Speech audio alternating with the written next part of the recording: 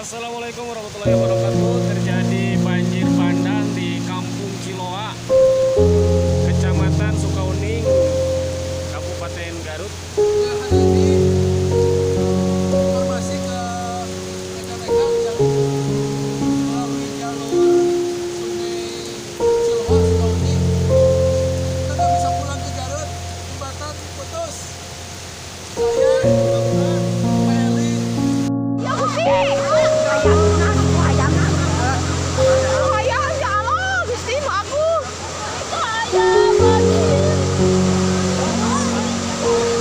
Hayang aku hayang paralin.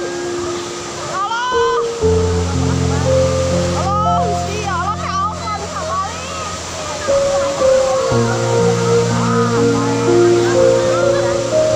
Kana luhur cai kita tuh. Awas, kaluhur.